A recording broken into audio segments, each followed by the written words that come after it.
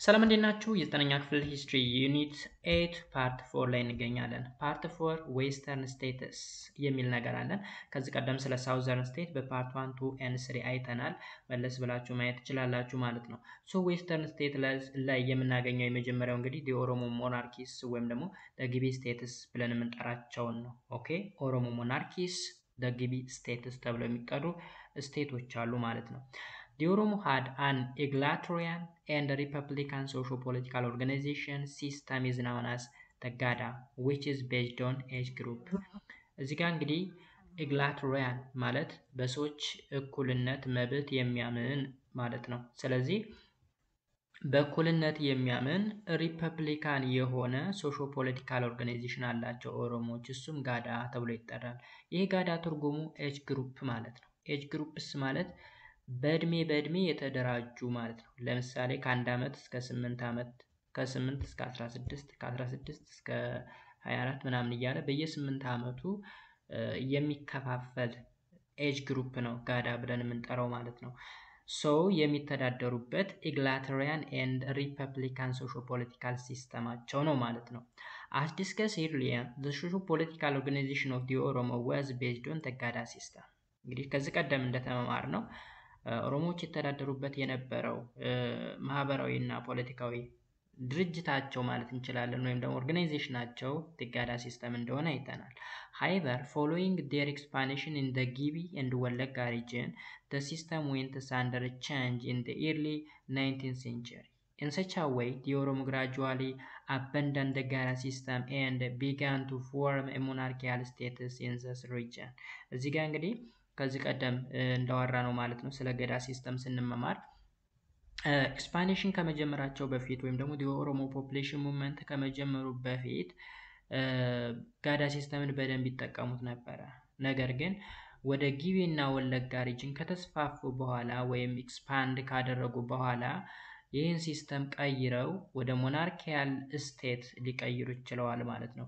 ሞናርኪያል ስቴት ማለት ንጉሶች የሚያስተዳድሩት ማለት ነው። ገዳ ሲስተም ከሆነ ግን ንጉሶች ሳይሆኑ በኤጅ ግሬዳቸው ያስተዳደር እድሜ ያላቸው ያስተዳደሩና ለቀጣው ደግሞ ይሰጣሉ፣ ያስረክባሉ። ግን ሞናርኪያል ከሆነ ንጉሱ ስልጣን ላይ ለብዙ ዘመን የሚቆይበት ንጉሳዊ የሆነ መንግስትን የሚመሰርትበት ሁኔታ እንደማለት ነው። The Oromo population movements and expansion brought about the fundamental changes in these parts of the Ethiopian region. እንግዲህ የኦሮሞ ህዝባዊ እንቅስቃሴ ወይም ደግሞ የኦሮሞ ህዝብ እንቅስቃሴ እና መስፋፋት በጣም በርካታ ለውጦችን ነው ይዞ የመጣው በኢትዮጵያ ማለት ነው። It puts pressure on Damot, Gafat, Bizamo, causing the local inhabitants to assimilate with the Oromo or flee north of Abai River. እንግዲህ ይሄ ፖፑሌሽን ሙቭመንት ስፔሻሊ ዳሞት ተብሎ የሚጠራው ስቴት ላይ፣ ጋፋት፣ ቢዛሞ ተብለው የሚጠሩ ስቴቶች ላይ ከፍተኛ የሆነ ፕሬዠር ወይም ግፊትን ያሳደረው ማለት ነው። እነዚህ ህዝቦች አሰምሌት እንዲሆኑ ወይም ደግሞ ኦሮማይዝድ እንዲደረጉ ወይም ደግሞ ኦሮሞ እንዲሆኑ የተደረገበት፣ አልፈልግም ያሉ ግን ወደ ኖርዝ አባይ ሪቨር ወደ ሰሜናዊ አባይ ወንዝ ሙቭ እንዲያደርጉ ወይም ደግሞ እንዲሰደዱ የሆኑበት ሁኔታ ተፈጥሮ እንደነበር ይነግረናል። Different views are held regarding the cause for the transformations of the Gada system. እንግዲህ የተለያዩ ኮዞች አሉ እዚህ ጋር ጋዳ ሲስተም ወደ ሞናርኪያል ሲስተም ሊቀየር የቻለበት ወይም ትራንስፎርም ሊሆን የቻለበት የተለያዩ ምክንያቶች አሉ። ከነዚህም መካከል እንግዲህ one of the main factor was changing of the Oromos from pastoral to agrarian mode of life and the class of differentiation that this brought about. እዚህ ጋር እንግዲህ መጀመሪያ ፓስቶሪያል ወይ ኦፍ ላይፍ ነበር ኢኮኖሚክ አክቲቪቲያቸው በግጦሽ ማለት ነው፣ ከብቶችን በማጋጥ ምናምን ነበር የሚተዳደሩት። ከዛ ወደ አግራሪያን ሞድ ኦፍ ላይፍ ተቀየሩ። አግራሪያን እዚህ ጋር ምንድን ነው? አግራሪያን ስንል እርሻ ማለት ነው። ስለዚህ ወደ እርሻ ተሸጋገሩ። ከዛ የክላስ ልዩነት መጣ ማለት ነው። የክላስ ልዩነት ማለት ጀስት ትልቅ ትንሽ ሀብታም ድሃ የሚባል ክላስ መጣ። እንግዲህ አት ፈርስት ታይም ገዳ ሲስተም እዚህ ጋር ምንድን ነው ብለናል?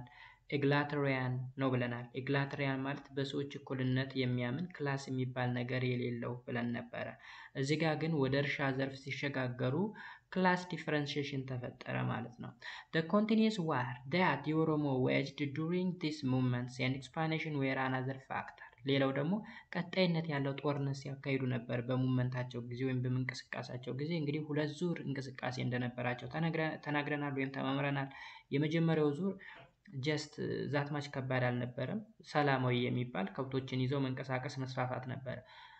ሰከንድ ራውንድ ግን ሁለተኛው ጦርነት ነበረ፣ ውጊያ ነበረ። ያገኙትን እየወጉ አሰምሌት እያደረጉ ወይም ኦሮማይዝ እያደረጉ አልሆን ያሉትን ደግሞ እያስለቀቁ ነበረ እንቅስቃሴ ሲካሄድ የነበረው ማለት ነው።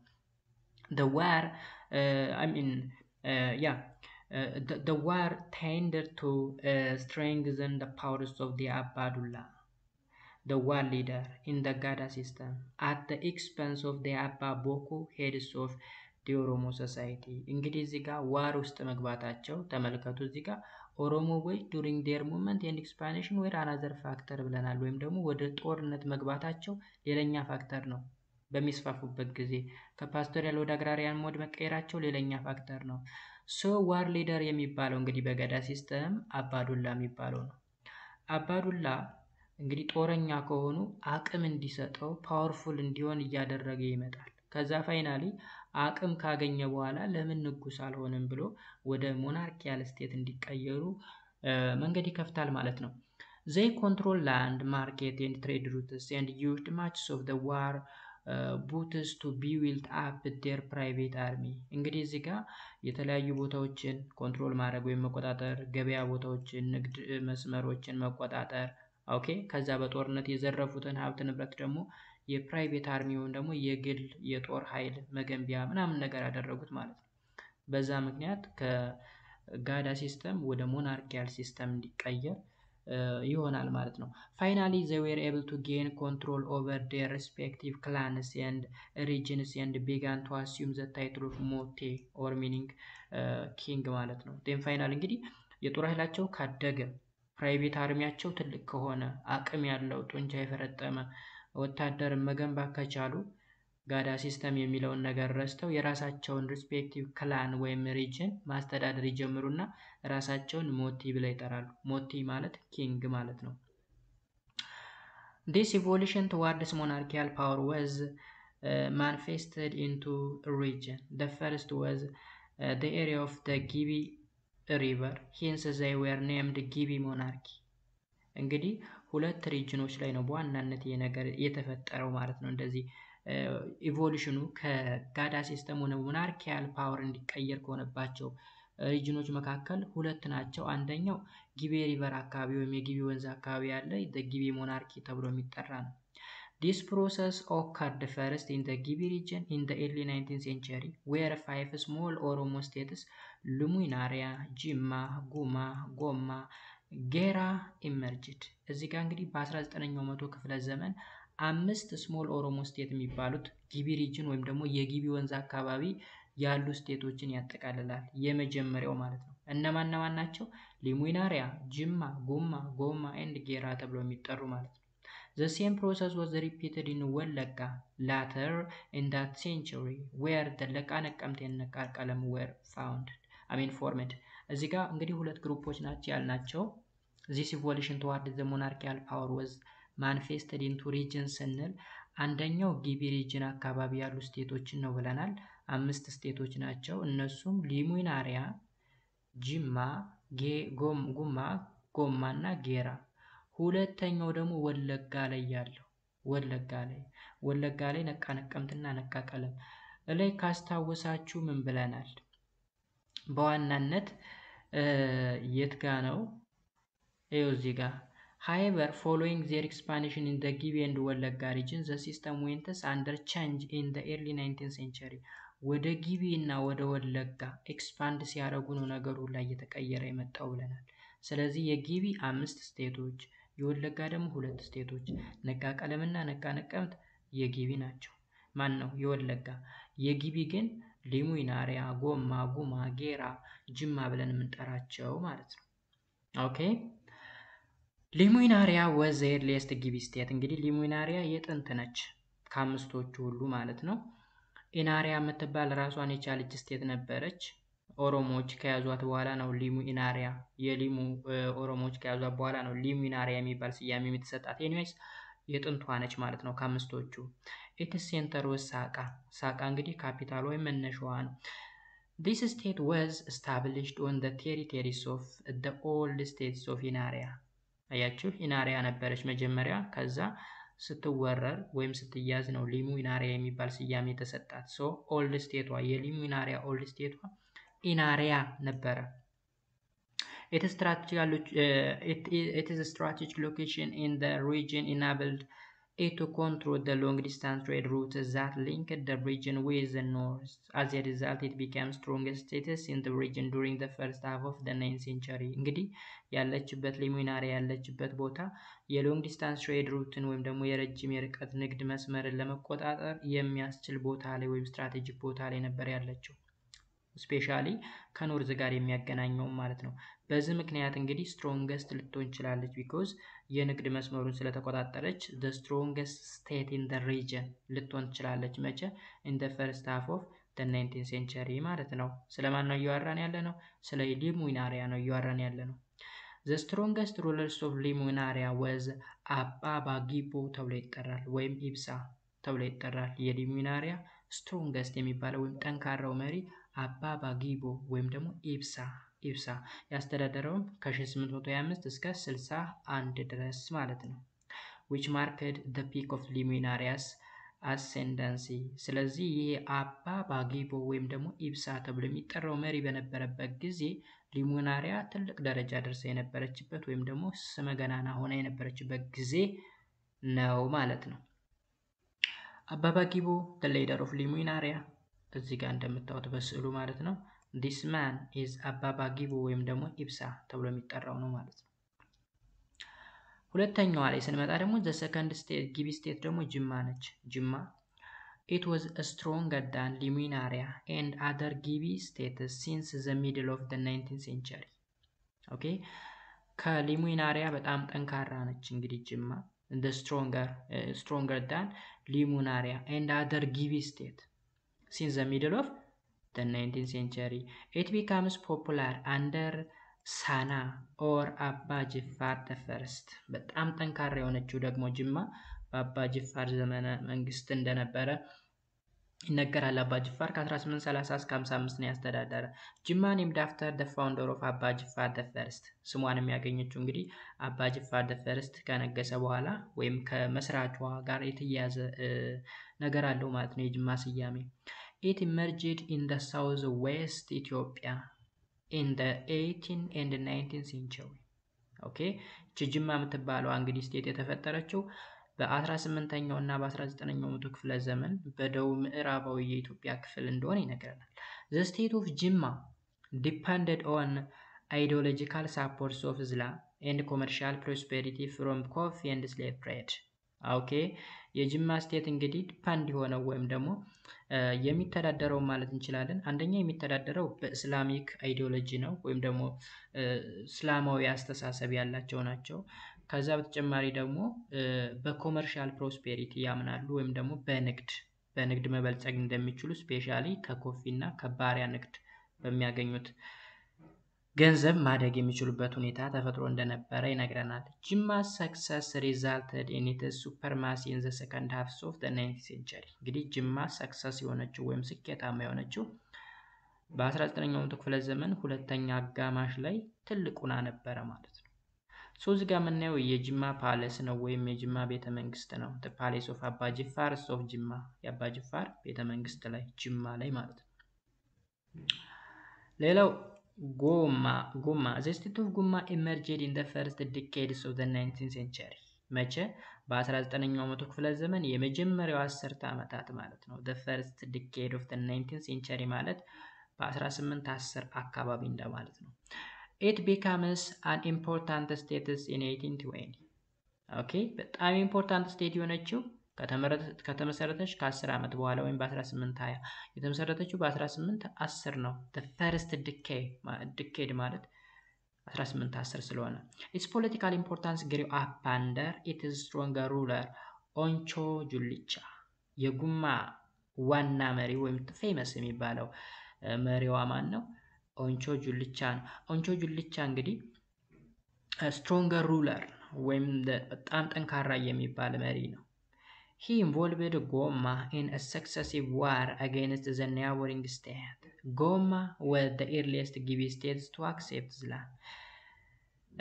እንግዲህ እዚህ ጋር ምንድነው የሚለን? He involved Goma in a successive war against the neighboring state. ከጎማ ጋራ በጣም ተከታታይነት ያለው ጦርነት ሲያካሄድ ነበር። የኦንቾ ጉልቻ የሚባለው ጅልቻ ተብሎ የሚጠራው መሪ የጉማ መሪ ማለት ነው። ስለዚህ ጎማ ማን ነች? አሁን ስለ ጎማ እያወራን ነበረ። ጎማ ላይ ገባን። ጎማ ማን ነች? ጎማ was the earliest Gibi state to accept Islam. እስላምን ለመጀመሪያ ጊዜ የተቀበለችው እንግዲህ ጎማ ነች። ጎማ ኦኬ። አሁን ሌሚናሪያን አይተናል፣ ጅማን አይተናል፣ ጉማን አይተናል። ጎማ ላይ ደርሰናል። ጎማ ለየት የምትለው ለመጀመሪያ ጊዜ እስልምናን የተቀበለች የጊቢ ስቴት ነች ማለት ነው። ግን ሌሎች እስልምናን አይቀበሉም ማለት አይደለም። ጅማ ለምሳሌ እስላሚክ አይዲዮሎጂን የምትከተል እንደሆነ አይተናል። on the other hand ጌራ ላይ ስንመጣ ደግሞ became well known around 1835 during its stronger ruler ቱሉ ጉንጂው ተብሎ በሚጠራ መሪን የታወቀችው በ1835 ማለት ነው። ማን? ጌራ ተብላ የምትጠራዋ አምስተኛዋ ስቴት ማለት ነው፣ የጊቢ ስቴት። a popular warrior king and a good administrator ነው። ማን? ቱሉ ጉንጂ። ስለዚህ ቱሉ ጉንጂ የጌራ መሪ ነው። ጌራ እንድታወቅ ያደረገ ነው በ1835 ማለት ነው። በጣም ፖፑላር የሆነ ወይም ታዋቂ የሆነ ዋሪየር ኪንግ ነው ወይም ተዋጊ ንጉስ ነው ማለት ነው። እና ጥሩ አስተዳደርም ነው። a good administrator ይለዋል። administrator. It was in a great conflict with the state of Guma. ኦኬ ከማን ጋራ? ከጉማ ጋራ በጣም ኃይለኛ ጸብ ውስጥም ነበሩ። እንግዲህ ጉማ ከማን ጋራም ሲዋጋ ነበር? ከጎማ ጋርም ከጌራ ጋርም ማለት ነው። ከጌራ ጋርም ማን ነው እየተዋጋ የነበረው? ኦንቾ ጉልቻ ተብሎ የሚጠራው የጉማ ሊደር። ሌላው ደግሞ ለቃ ስቴትስ ብለን የምንጠራቸው ናቸው። ቢ ላይ የምናገኘው የኦሮሞ ሞናርኪስ ለቃ ስቴትስ እዚህ ጋር እስካሁን ስናይ የነበረው ጊቢ ስቴትን ነው። ከላይ ታስታውሳችሁ ጊቢ ስቴትስ። ከዛ ለቃ ስቴትን ደግሞ ስናይ ነቀምትና ለቃ ቀለም የሚባሉ ሁለት ስቴቶች እንዳሉ አይተናል ማለት ነው። Beside the Gibi states, there were two main centers of monarchical powers in ወለጋ in the early 19th century. እንግዲህ በ19ኛው መቶ ክፍለ ዘመን መጀመሪያ አካባቢ ወለጋ ላይ ሁለት ሞናርኪያል ፓወሮች ነበሩ። እነዚህም ለቃ ስቴትስ ተብለው ይጠራሉ። አሁን የጊቢ ስቴቶች 5 ናቸው። 5ቶችን አይተናል። ከዛ ያለኛው የኦሮሞ ሞናርኪ ለቃ ስቴት ነው። እንግዲህ እነዚህ ወለጋና ጊቢ ሪጅን አካባቢ የነበሩ ስቴቶች ናቸው። ለቃ ስቴት እና ጊቢ ስቴት ከምን የመጡ ናቸው? የጋዳ ሲስተም ወደ ሞናርኪያል ሲስተም ሽፍት ሲያደርግ የተፈጠሩ ናቸው። Thus were the state of ለቃ ነቀምት and ለቃ ቀለም. The leaders called Bakara Godana established the states of ለቃ ነቀምት, which grew even more powerful under his successor ሞረዳ and ኩምሳ ሞረዳ። እንግዲህ እዚህ ጋር የመጀመሪያዋን ስናይ ነቃ ነቀምት ነች። ነቃ ነቀምት የተመሰረተችው በባካራ ጎዳና ነው። ባካራ ጎዳና ይባላል መሪዋም መስራቿም ማለት ነው። which grew even more powerful under his successor ሞረዳ and ኩምሳ ሞረዳ። በሞረዳ እና በኩምሳ ሞረዳ ጊዜ ራሱ በጣም አድጋ የነበረች ነች። ሞረዳ እና ኩምሳ ሞረዳ እነማን ናቸው? የባካራ ጎዳና ምኖች ናቸው? ተከታዮች ናቸው ወይም ሰክሰሰር ስልጣንን የተቀበሉ ማለት ነው። after his conversion to Christianity his successor Moreda and Kumsa later ደጃዝማች ገብረ እግዚአብሔር ለማለት ነው። ገበራ ብሎ የጻፈው ገብረ እግዚአብሔር followed in his footsteps and consolidate ለቃ ነቀምት። ኦኬ ስለዚህ በኋላ ግን ክርስትና ሊቀበል ችሏል ማለት ነው። ማን? ሞረዳና ኮምሳ ማን ተባሉ? ደጃዝማች ገብረ እግዚአብሔር። ኮምሳ ነው ደጃዝማች ገብረ እግዚአብሔር ተብሎ የተጠራው ማለት ነው ክርስቲያን ከሆነ በኋላ። ከዛም ለቃ ነቀምትን ምን አደረጋት? ኮንሶሊዴት አደረጋት። ኮንሶሊዴት ማለት ማጠናከር ማለት ነው። ኦኬ ትልቅ ማድረግ፣ ስትሮንግ እንድትሆን ማድረግ ማለት ነው። ሶ ኩምሳ ሞረዳ ሌፍት and his palace at ነቀምት right ይላል። እዚህ ጋር እንግዲህ ቁጭ ያለው ሰውዬ ይሄ ኩምሳ ወረዳ ነው። ኩምሳ ወረዳ ወይም ገብረ እግዚአብሔር ክርስቲያን ከሆነ በኋላ ማለት ነው። In the southern Wallagga, ለቃ ቀለም was founded by one of the ቀለም chief ቱሉ። እንግዲህ በሌላ በኩል ደግሞ እስካሁን ነቃ ነቀምትን አይተናል፣ ወይም ነቀምት ምንላትን። አሁን ደግሞ ቀለም ወይም ለቃ ቀለም ተብላ የምትጠራው ማለት ነው። የተመሰረተችው በማን ነው? በቀለም ቺፍ ቱሉ ተብሎ በሚጠራው ማለት ነው። His son and successor ጆቴ consolidate it in the second half of the 9th century። የቱሉ ልጅ የሆነው ጆቴ ተብሎ የሚጠራው ስልጣን ተቀበለና በ19ኛው መቶ ክፍለ ዘመን የሁለተኛ አጋማሽ ላይ ትልቅ እንድትሆን ወይም ደግሞ ኮንሶሊዴት እንድትሆን ወይም ደግሞ እንድትዳበር አደረገ ማለት ነው። Beside agriculture, the economy of ለቃ states was based on the Ethio-Sudan frontier trade። እንግዲህ ከግብርና በተጨማሪ ለቃ ቀለም ተከተለ የነበረው የኢኮኖሚ አክቲቪቲ ትሬድ ነው። ይህ ትሬድ ወይም ንግድ ደግሞ በኢትዮ ሱዳን መካከል የሚደረግ የንግድ ልውውጥ ነበረ ማለት ነው። Some foreign merchants from Fungi Sultanate of Sudan used to visit the two ለቃ states። እንግዲህ መርቻንቶች የውጭ መርቻንቶች ስፔሻሊ ከፉንጂ ሱልጣኔት የሚመጡ ፉንጂ ሱልጣኔት ማለት እንግዲህ ሱዳን ውስጥ የነበረ የሙስሊም ሱልጣኔት ነው። ከዛ አካባቢ የሚመጡ ነበሩ። እየመጡ ሁለቱን የለቃ ስቴቶች ቪዚት ያደርጉ ነበረ። እነዚህ ሁለቱ የለቃ ስቴቶች እነማን ናቸው? ለቃ ቀለምና ለቃ ነቀምት። ስለዚህ እዚህ ጋር በዋናነት መያዝ ያለባቸው ነገር ምንድነው? ኦሮሞ ሞናርኪ ብለን የምንጠራቸው ሁለት እንደሆኑ መያዝ ያለባቸው። አንደኛው የጊቢ ሪጅን ወይም ደግሞ ጊቢ ሪቨር አካባቢ የተፈጠሩ 5 ስቴቶች እንዳሉ እነሱም እነ ጅማ፣ ሊሙናሪያ፣ ጎማ፣ ጉማ እና ጌራ እንደሆኑ መያዝ። ከዛ ውስጣቸው ላይ እያንዳንዳቸው ፋውንደራቸው ማን ነበረ፣ ኢኮኖሚክ አክቲቪቲ ሜቢ አስፈላጊ ከሆነ እሱን ትይዛላችሁ። ከዛ በተጨማሪ ለቃ ስቴትስ ብለን የምንጠራቸው ደግሞ ሁለት ናቸው። እነዚህ ሁለቱ ስቴቶች ወለጋ አካባቢ የተፈጠሩ ናቸው። ለቃ ቀለምና ለቃ ነቀምት። ለቃ ቀለምን ማን ነው ፋውንድ ያደረገው? ኦኬ ነቃ ነቀምትንስ ማን ነው የመሰረታት? የሚሉ ነገሮች ዛትማች ብዙ የተንዛዛ አይደለም ይሄኛው ከባለፈው አንጻር ስናይ ማለት ነው። ስለዚህ ክሊር የሆነ ነገር ስለሆነ ዛትማች የሚከብድ አይደለም። ጆቴ ቱሉስ ኪንግደም was in constant interaction both hostile and peaceful with the ሸቅደምሶ አሶሳ። ኦኬ የጆቴ ቱሉ ኪንግደም ወይም ባጭሩ ማን ማለት ነው? ለቃ ቀለም ማለት ነው። ኮንስታንት የሆነ ኢንተራክሽን ነበራቸው። ከነማን ጋራ? ከሸቅደምሶ አሶሳ። ሸቅደምሶ አሶሳን ወደታች እናየዋለን። ሸቅደምሶ አሶሳ ማለት ቤንሻንጉል ጉሙዝ አካባቢ ማለት ነው። ሆስታይል ስንል እዚህ ጋር በጥላቻ በጸብ ማለት ነው። ፒስፉል ስንል ደግሞ ሰላማዊ በሆነ ማለት ነው። ስለዚህ በፖለቲካ ውስጥ እንግዲህ አንድ ማወቅ ያለባችሁ ነገር በፖለቲካ ውስጥ ወይም በአስተዳደር ስርዓት ውስጥ ቋሚ የሆነ ወዳጅ፣ ቋሚ የሆነ ጥላት የለም። የሆነ ሀገር ከሆነ ሀገር ጋር የሆነ ሰዓት ጦርነት ይገጥማል፣ የሆነ ሰዓት ደግሞ አንድ ላይ አብረው ምናምን ልታዩ ትችላላችሁ። ስለዚህ ቋሚም ጥላትም ቋሚም ወዳጅም የለም በፖለቲካ ስርዓት ማለት ነው። ስለዚህ በሰላምም በጦርነትም ጊዜ ኮንስታንት የሆነ ኢንተራክሽን ነበራቸው ነው የሚለን። ስለዚህ ቀጣይ እዚህ ጋር ስለ ሸቅደም እያወራኋችሁ ነበረ። ሸቅደም ኤንድ ፒፕልስ ኦፍ ዘ ቤንሻንጉል ጉሙዝ ላይ እንቀጥላለን። አሁንም ይሄ በዌስተርን በኩል የሚገኝ ስቴት ነው። ሸቅደምስ ኤንድ ፒፕልስ ኦፍ ቤንሻንጉል ጉሙዝ ኢንሃቢትድ the narrow lowland strip along the ኢትዮ ሱዳን ቦርደርስ in the west። እንግዲህ በምዕራብ የኢትዮጵያ ክፍል በኢትዮጵያ ሱዳን ድንበር አካባቢ የሚገኙ ቤንሻንጉል ጉሙዝ ተብለው የሚጠሩ ህዝቦች አሉ። ኦኬ ወይም ሸቅደም ብለን የምንጠራቸው ማለት ነው ባጭሩ። ስለነሱ ነው የምንዋረው አሁን። Those peoples are mainly speakers of the Nilo-Saharan language family። እነዚህ ህዝቦች እንግዲህ የናይሎ ሳሃራን የቋንቋ ቤተሰብ የሚያወሩ የሚናገሩ ህዝቦች ናቸው። This area was a gold producing region since Punt and commonly identified was the silent commerce. Okay, commerce probably due to the language barrier between the merchant። እዚህ ጋር እንግዲህ ይሄ ቦታ ጎልድ የሚመረትበት ሪጅን ወይም ደግሞ ከፍተኛ ወርቅ ክምችት ያለበት ቦታ ነው። ከፑንት ጀምሮ ማለት እንችላለን። ፑንት ነው ፑንት ዳማት ምናምን የሚባል ስቴት ታወቃችሁ? የድሮ ፕሪአክሱማይት ስቴት የሚባል ማለት ነው። ስለዚህ ከዛ ጊዜ ጀምሮ የነበረ ነው ማለት ነው።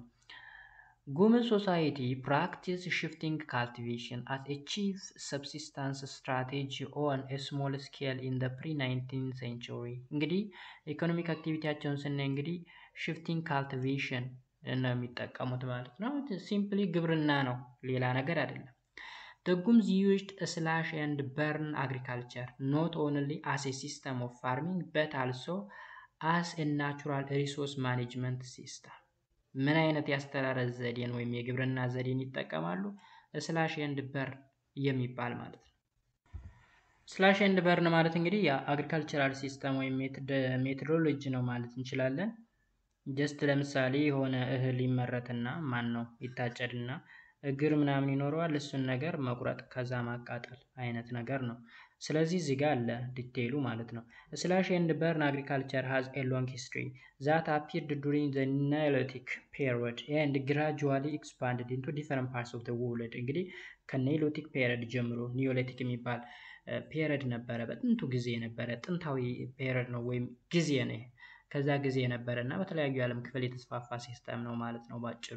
The Gums farmer also identified the fertilities of the soil by observing the color of the soil and its drainage capacity. እዚህ ጋር እንግዲህ የጉምዝ ገበሬዎች የአፈርን ፈርቲሊቲ በቀላሉ አይደንቲፋይ ማድረግ ይችላሉ ወይም መለየት ይችላሉ ማለት ነው፣ ከለሩን በማየት እና በውስጡ ውሃ የመያዝ አቅሙን ወይም ድሬኔጅ ካፓሲቲውን በማየት whether a soil is fertile or not የሚለውን ነገር ማረጋገጥ ይችላሉ ወይም ማወቅ ይችላሉ።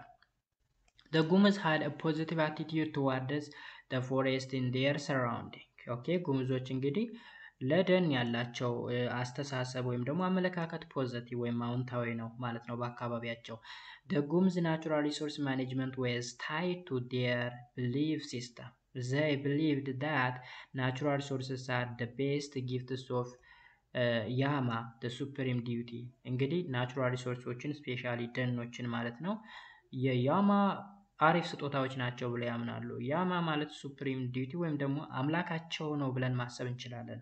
ኦኬ moreover they had indigenous knowledge on how to manage their natural resource. ከዛ በተጨማሪ ደግሞ አገር በቀል የሆነ እውቀት አላቸው ማለት ነው። ተፈጥሮ ሀብትን እንዴት ማኔጅ ማድረግ እንደሚችሉ፣ እንዴት መቆጣጠር ማስተዳደር እንደሚችሉ ኢንዲጂኒየስ የሆነ እውቀቱ አላቸው ይለናል። The Gums used fire as an essential tool for hunting, providing new vegetation growth for their herds and diminishing the ravages of ጸጸፍላይ ጸጸፍላይ የሚባል ኢንሴክት ካወቃችሁ የሆነ በሽታ አምጪ ተዋስ ነው። ስለዚህ እሱን ነገር ለማጥፋትም ከተፈለገ ለአደንም ሲፈልጉ ቬጂቴሽን ወይም ደግሞ ከተክል ጋር በተገናኘ ምናምን በቃ ኢሴንሻል ቱላቸው እሳት ነው። ስለዚህ እሳትን በደንብ ይጠቀሙታል ማለት ነው። The Gums saw sorghum on the first virgin plots prepared through clearing. እዚህ ጋር እንግዲህ ለመጀመሪያ ጊዜ ክሊር የተደረገ ኤሪያ የሚዘሩት ሰርገም ነው ወይም ደግሞ ይሄ ማሽላ ዘንጋዳ ብለን የምንጠራው ሰብልን ማለት ነው። They saw millet and sorghum again for the second round on the same plot. ሚሌት and sorghum ተመሳሳይ የሆኑ ሰብሎች ናቸው። ማሽላ ዘንጋዳ የሚባሉ ናቸው። ከለራቸው ነገር ነው የሚለያየው እንጂ አንድ አይነት ሰብል ነው እና በድጋሚው ለሁለተኛ ዙርም ይዘሩታል። በሶስተኛው ዙር ደግሞ they saw cotton based on the peasants need.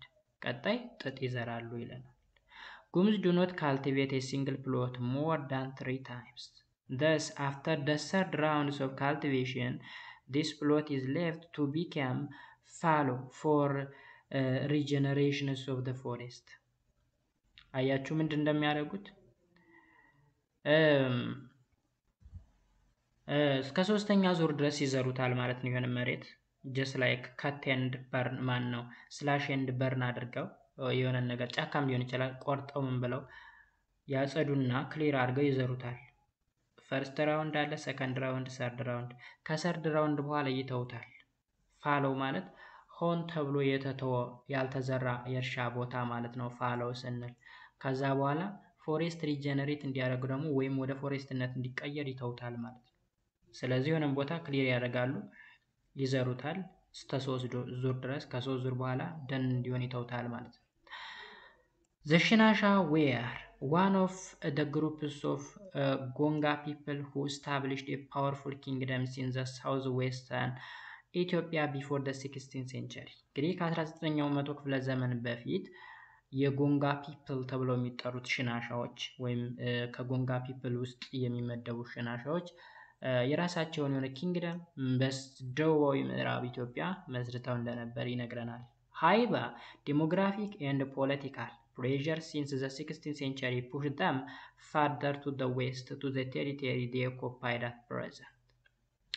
እንግዲህ ዴሞግራፊያዊ እና ፖለቲካዊ ግፊት ከ16ኛው ክፍለ ዘመን ጀምሮ አሁን ወዳሉበት ቦታ ወደ ጥግ ወይም ደግሞ ወደ ዳር ወደ ድንበር እንዲገፉ ተደርገዋል ይለናል። In addition, the 16th century Oromo expansion weakened and divided the Gonga kingdom into different groups. ሌላኛው ደግሞ እንግዲህ በተደጋጋሚ እንዳልነው የኦሮሞ ፖፑሌሽን ሙቭመንት በጣም ግሬት ፕሬሸር ሲያደርግ ነበር ኢትዮጵያ ላይ ማለት ነው። ሶ እነዚህን ህዝቦችም እንዲከፋፈሉ ያደረገበት ሁኔታ ተፈጥሯል። The southern group was represented by the Kafa people, while the Shinasha people represented the north group. አያችሁ ሳውዘርኑ እንግዲህ የጎንጋ ኪንግደም ላይ ነው። ሳውዘርኑ የካፋ ህዝቦች ይባላሉ። በሰሜን በኩል ያሉት ደግሞ ሽናሻ ተብለው ለሁለት ተከፈሉ ማለት ነው።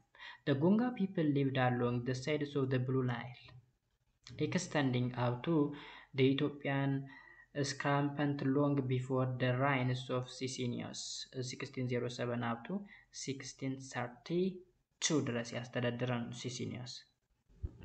እንግዲህ ኢትዮጵያ ውስጥ ሲሲኒዮስ የሚባለው ወይም አፄ ሲሲኒዮስ ከመንገሱ በፊት ማለት ነው በናይል ወይም በብሉ ናይል ሪቨር አካባቢ ይኖሩ የነበሩ ናቸው ጎንጋ ተብለው የሚጠሩት ህዝቦች ማለት ነው ባጭሩ። alright, shifting cultivation was one of the subsistence strategies of Shinasha, Gumuz and Benshangul. በዋናነት የሽፍቲንግ ካልቲቬሽን ብለን የምንጠራው የአስተራረስ ዘይቤ የሽናሻዎች የጉምዞች እና የቤንሻንጉል የግብርና ስታይል ነው ወይም ደግሞ አግሪካልቸራል ሲስተማቸው ነው ማለት ነው።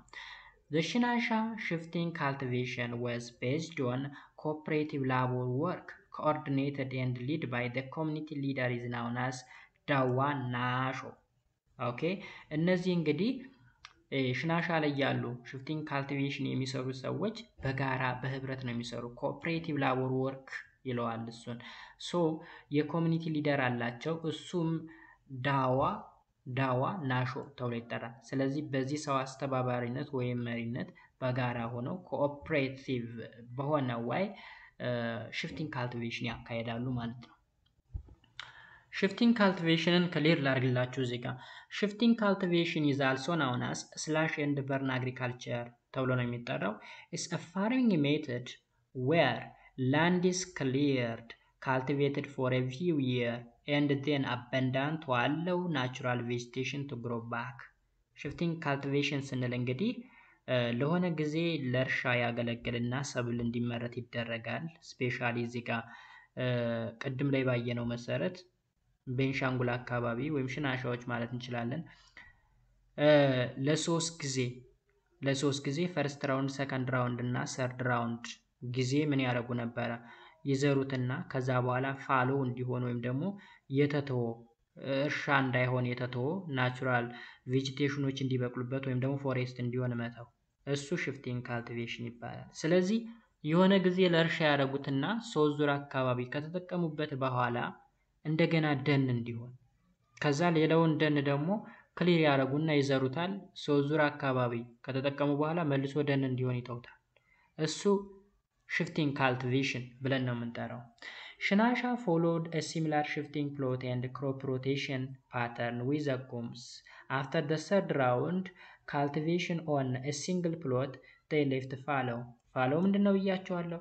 ክፍት የሆነ ቦታ ለእርሻ የማይውል የተተወ ሆን ተብሎ የተተወ ማለት ነው። ስለዚህ ሽናሻዎችም ጉምዞችም ተመሳሳይ የሆነ ፋርሚንግ ስታይል ወይም ሲስተም ነው የሚከተሉ። The other subsistence strategies of the Shinasha people were cattle herding ነው።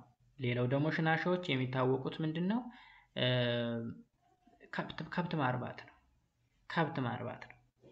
ኦኬ Their knowledge of traditional medicine enabled them at least to restrict widespread cattle disease in their locality. እዚህ ጋር እንግዲህ ትራዲሽናል የሆነ የመድኃኒት ቅመማ ወይም ደግሞ የመድኃኒት እውቀት አላቸው።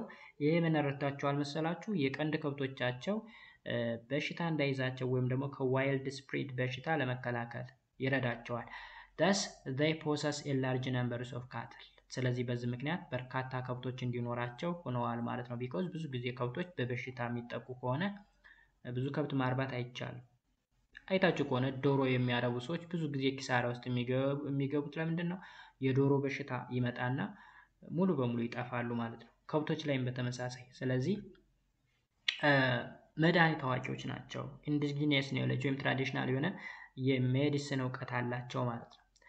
ሽናሻስ ሎካል ኤንድ cultural institution gave a special value to the presentation, the preservation of forests. እንግዲህ ሽናሻዎች ወይም ባጭሩ እዚህ ምዕራብ አካባቢ የሚገኙ ስቴቶች ለደን ወይም ደግሞ ለናቹራል ሪሶርስ ትልቅ ቦታ ነው ያላቸው ብለናል። ስለዚህ ስፔሻል ቫልዩ ወይም ደግሞ ሶሻል ኤንድ ካልቸራል ኢንስቲትዩሽን አላቸው ሽናሻዎች ደን እንዲጠብቅ የሚችል ማለት ነው።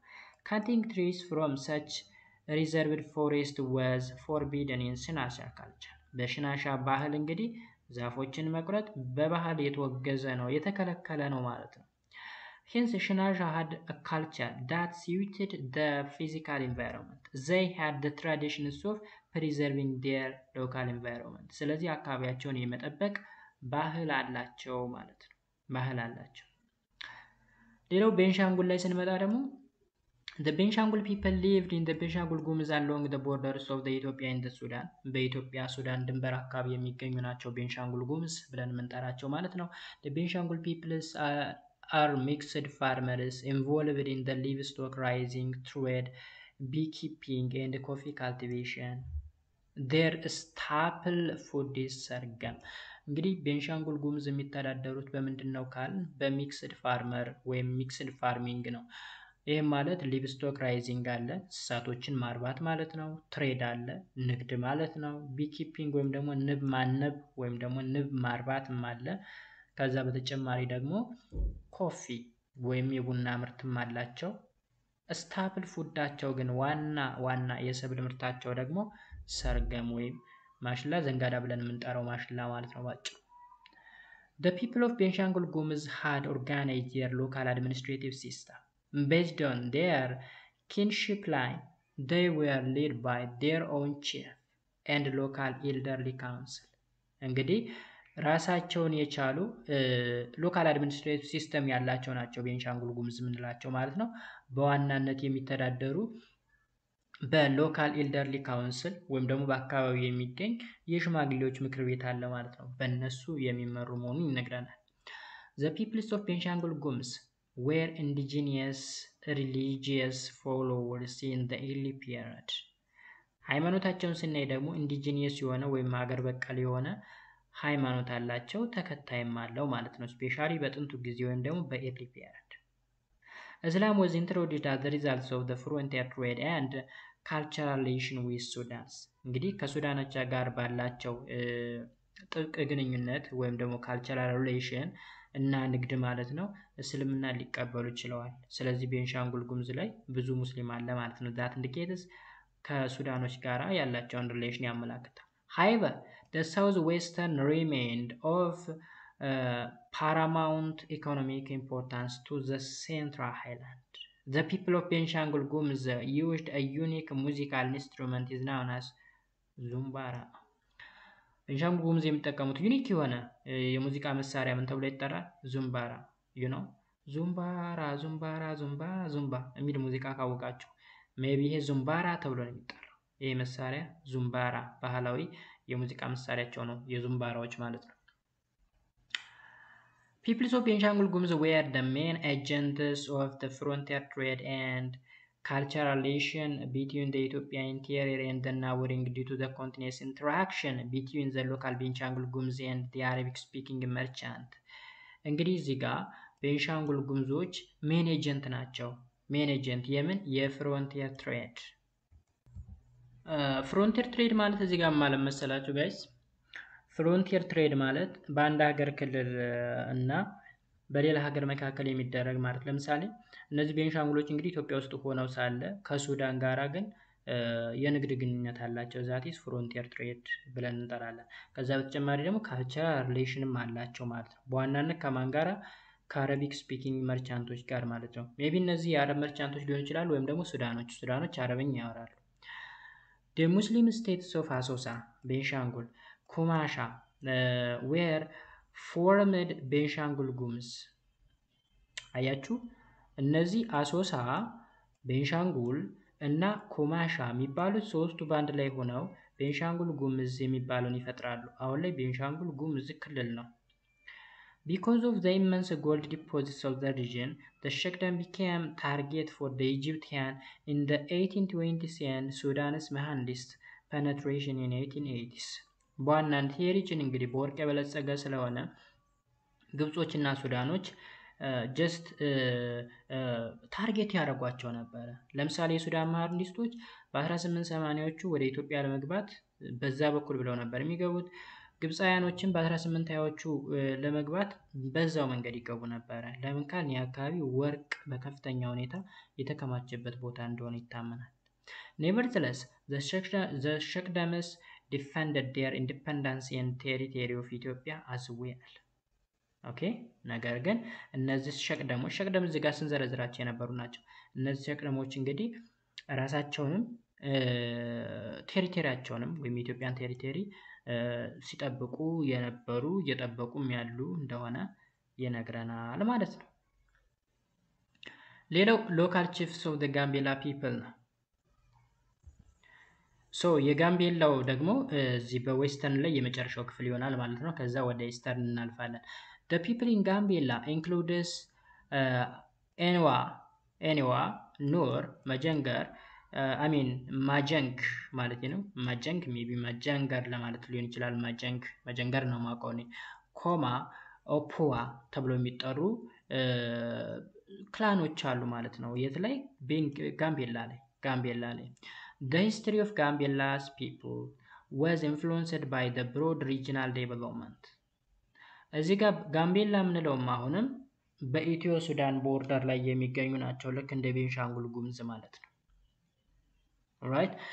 The socio-political organizations of the different population of Gambela was characterized by the absence of strong centralized state structure. እንግዲህ ጋምቤላ የሚታወቀው ስትሮንግ የሆነ ሴንትራላይዝድ ስቴት ስትራክቸር የለውም ነበረ ማለት ነው። For example, the political organization of the Anwa was centered in their village. ሴንተሩ እዛው ቪሌጅ ላይ ነው። that means ጠንካራ የሚባል የሆነ ኦርጋናይዝድ የሆነ ፖለቲካል ሴንተር አልነበራቸውም። ዝም ብሎ ቪሌጅ ናቸው፣ የሆነ መንደር ላይ ማለት ነው። አንዋ ብለን የምንጠራው እንግዲህ የጋምቤላ አንዱ ክላን ነው ወይም አንዱ ክፍል ነው ማለት ነው። Villages were administered by either noble called Nyai or headman known as Kauri. እዚህ ጋር እንግዲህ የሰፈር ጠባቂዎች ናቸው ወይም ደግሞ የመንደር ጠባቂዎች ናቸው። ሶ ምን ለማለት ተፈልገው ነው? ስትሮንግ የሚባል ፖለቲካል የሆነ ሴንተር የላቸውም፣ ኦርጋናይዝ አልሆኑም ማለት ነው። The primary responsibility of both those officials was maintain peace and redistribute wealth. እነዚህ ሁለቱ የሰፈር ጠባቂዎች ወይም ኖብል ብለን እንጠራቸዋለን። ኒያይ ኤንድ ኮዋሪ ብለን የምንጠራቸው ሰፈሩ ላይ ሰላም ማምጣት፣ ሀብትም ካለ ሪዲስትሪቢዩት ማድረግ ማከፋፈል ነው። The Majang traditionally had a very egalitarian society. ማጃንግ ብለን የምንጠራው ላይ ያየነው አንዋን ነው። ማጃንግ ብለን የምንጠራው ደግሞ ኤግላተሪያን ናቸው። በእኩልነት የሚያምኑ፣ በሰዎች እኩልነት የሚያምኑ ማለት ነው። The traditional leaders of the Majang were called ታፓድ ተብሎ ይጠራል። ባህላዊ አስተዳዳሪያቸው ማለት ነው። Who come from the Malani clan. ከየት ነው የመጣው? ከመላኒር ክላን ወይም ጎሳ ነው የመጣው። ይሄ ታፓድ ተብሎ የሚጠራው የማጃንግ ሊደር። Their position, however, was more religious than political. They provided ritual service. እነዚህ ታፓድ ተብሎ የሚጠሩ የማጃንግ አስተዳዳሪዎች ወይም መሪዎች እንግዲህ ከፖለቲካ ይልቅ ሃይማኖታዊ የሆነ ስራን ነው የሚሰሩት፣ ወይም ደግሞ ሪቹዋል ሰርቪስ ሃይማኖታዊ አገልግሎቶችን ነው የሚሰጡት ማለት ነው። They lived along the banks of the river by cultivating and flood plain. They grew maize, tobacco, sorghum, among others, and engaged in some hunting እነዚህ እንግዲህ እዚህ ጋር ያሉት ባጭሩ ይሄ ጋምቤላ ላይ ያሉ የተለያዩ ስቴቶች ማለት ነው የሚኖሩት ውሃ ዳር ወይም ደግሞ ወንዝ ዳር አካባቢ ነው። እዛ አካባቢ ካልቲቬት ለማድረግም ይጠቅማቸዋል። ከዛ ሃንቲንግም የሚተዳደሩበት ነበረ። ካልቲቬት የሚያደርጉት ልክ እንደ ማይዝ ወይም በቆሎ፣ ቶባኮ ነገር ቶባኮ ማለት የሐሺሽ ምናምን የሚባለው አይነት ማለት ነው። ሰርገምን በተመሳሳይ ያመርቱ ነበረ። ከዛም ደግሞ በሃንቲንግም ይተዳደራሉ በአደን ማለት ነው። ፊሽንግ ኤንድ ጋዘሪንግ ዌር አልሶ ኢምፖርታንት ሶርስ ኦፍ ሊቭውድ ኦኬ። ይሄ አሳ ማጥመድና ይሄ ለቀማ ብለን የምንጠራው ለቀማ ማለት ደን ውስጥ ገብቶ ፍራፍሬ መልቀም ምናምን ሌላኛው የሚተዳደሩበት የኢኮኖሚ ስርዓታቸው ነው። ትሬድ was another factor that connect the people of Gambia with their neighbor. For example, before the 1850s, different kinds of manufactured goods from northern Sudan passed through Benshangul land and then to the Oromo territories. It seemed that some of goods were taken into southern Sudan. እዚህ ጋር እንግዲህ ንግድም ይለዋወጡ እንደነበረ ስፔሻሊ በ1850ዎቹ በኖርዝ ሱዳን በኩል የሚመጡ በየት በኩል ያልፋሉ? በቤንሻንጉል ላንድ በኩል አልፈው ወደ ኦሮሞ ቴሪቶሪ ይገባሉ። ነገር ግን ይላል it seemed that some of those goods were taken into ሳውት ሱዳን ወደ ሳውት ሱዳን የተወሰዱ ይመስላል። ባይዘወይ ቤንሻንጉሎች ጋምቤላዎች የሳውት ሱዳን ክፍል ናቸውም ተብሎ ይታሰባል። በዛ ምክንያት ሳውት ሱዳኖች ብዙ ጊዜ የኛ መሬት ነው ምናምን በማለት ጦርነት ያካሂዳሉ ምናምን ነገር። ፒፕሎችም ይመሳሰላሉ። ጋምቤላዎች ከሱዳኖች ጋር በጣም ተመሳሳይነት አላቸው። ቁመታቸው ረጃጅም ጥቋቁሮች ምናምን ናቸው ማለት ነው። ኤኒዌይስ እንግዲህ ዌስተርን ስቴት ይሄን ነው የሚመስለው ጋይስ። ዌስተርን ስቴት ይሄን ነው የሚመስለው። ስለ ጋምቤላ አይተናል። ስለ ቤንሻንጉል ጉሙዝ ወይም ደግሞ ሸቅደም የሚባሉትን አይተናል። ከዛ በተጨማሪ ደግሞ የኦሮሞ ሞናርኪ ሁለቱ የጊቢ ሪጅን ወይም ጊቢ ስቴት እና ለቃ ስቴት የምንላቸውን ነገሮች ለማየት ችለናል ማለት ነው። ቀጣይ የሚኖረን ደግሞ በፓርት 5 which is about eastern state ሀረሪ፣ አፋር እና ሶማሌን የምናይ ይሆናል ማለት ነው። ኦኬ